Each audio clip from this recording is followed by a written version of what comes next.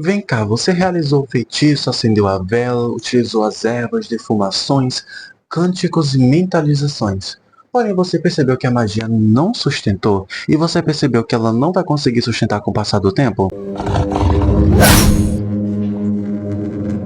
Na bruxaria, basicamente, a vela é um instrumento como se fosse uma âncora para o feitiço, onde você vai estar chamando pelos espíritos, enfim, seja pelas energias de prosperidade, as energias de proteção, de bênçãos, para que se faça presença, ou seja, você vai evocar ou invocar algo, entendeu? Ou então alguma energia em específico.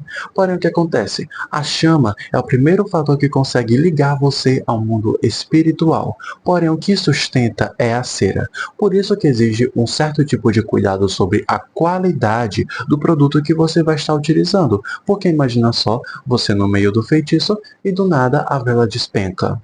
Em significados espirituais e o estudo da vela poderia estar falando que, se a vela chega a despencar, é porque há algum tipo de problema, impedimento ou presença de uma energia opositora a isso, além de outros vários tipos de significados, dependendo da sua prática, crenças e conhecimento, né, que você teve dentro da sua própria cultura. Até porque não dá para tratar qualquer tipo de vela como se fosse igual, porque existem as suas especificações. E agora, falando sobre especificações, você sabia que existe uma diferença entre a parafina e a cera de abelha?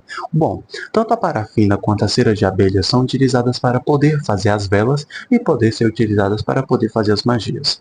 Na parafina, é basicamente, né, ela advém do petróleo, ou seja, é como se fosse uma coisa, como se fosse, entre aspas, artificial, entende? Ela é uma vela que é comumente conhecida e é muito mais acessível em questão de preços. Porém, o que acontece? Ela pode ser utilizada para poder fazer feitiços rápidos com resultado rápido, prático. Ela também pode ser utilizada também por conta das suas propriedades para poder fazer certos tipos de feitiços em específico, como por exemplo, banimentos, direcionamento de energias, até mesmo alguns tipos de maldições também podem ser utilizada, aterramento de energias e outras coisas voltadas a isso, entendeu?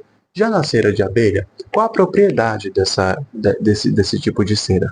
Bom, a cera de abelha é como se fosse uma coisa que é advinda na própria natureza, né? Dentro do feitiço você utiliza um conjunto de ervas, um conjunto de defumações, de cânticos e coisa do tipo. Ou seja, uma coisa que é, querendo ou não, natural e orgânico. E a cera de abelha é uma coisa natural, que veio da natureza, onde as abelhas elas se ajuntam, ou seja, em comunidade, para poder estar produzindo aquele tipo de produto, ou seja, é uma coisa que veio da natureza. E o que você pode utilizar para poder, que tipo de feitiço você pode utilizar com a cera de abelha? Você pode, por exemplo, fazer feitiços de bonificações, proteções, prosperidade, atração de energias positivas para a questão da sua casa, ou então questão do seu próprio trabalho, entendeu? Direcionamento de energias positivas para uma outra pessoa, ou então, por exemplo, feitiços de saúde, coisas muito positivas, porque tem essa questão dessa questão positiva aí. Porém, não se limita somente a isso. Porém, pelo fato de ter sido feito por abelhas e ser uma coisa natural e a simbologia da abelha ser como se fosse em senso de comunidade para poder chegar a um resultado que no caso é produzir aquele produto, né, dentro daquela colmeia, você pode utilizar, né, essa simbologia para poder fazer a questão dos seus feitiços, ou seja, um senso de comunidade. Por exemplo, o que nós podemos falar sobre senso de comunidade? Fazer feitiços com outras pessoas juntas. Por exemplo, existem os covens, né, onde pessoas fazem feitiços em conjunto, onde você pode estar utilizando essa energia do trabalho em grupo, né, várias pessoas mentalizando o mesmo objetivo para que você consiga, né, chegar ao resultado que você quer. Então, é uma boa simbologia e é um bom significado. Além disso, você não deve ficar se limitando somente à questão de velas coloridas quando se fala sobre parafina. Porque o que acontece, meu coleguinha que está vendo esse vídeo, você limitar as suas questões de velas e coisa do tipo apenas a cor da vela, sim, é uma coisa que, assim, as cores é uma coisa, sim, muito importante, né? A cor, ela tem a sua própria simbologia dentro dos feitiços. Porém, não é como se fosse apenas e somente as cores. É como se fosse um fator contribuinte, mas nunca vai ser determinante. Consegue entender a diferença gramatical? Ele é um fator que contribui, mas não é um fator que se torna uma sentença para poder fazer o feitiço dar certo. Então, não fique preso à questão da cor da vela e coisa do tipo.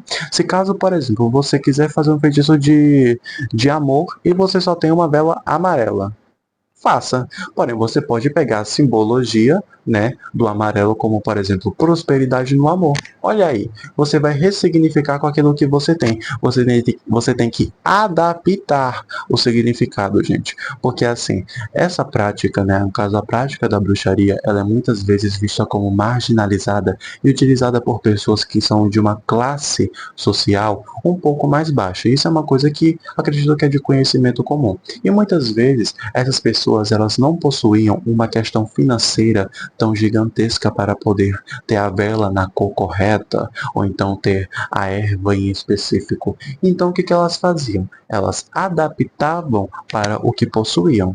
Por exemplo, vamos dizer que você quer fazer um feitiço de amor, mas você tem vela preta, só tem vela preta.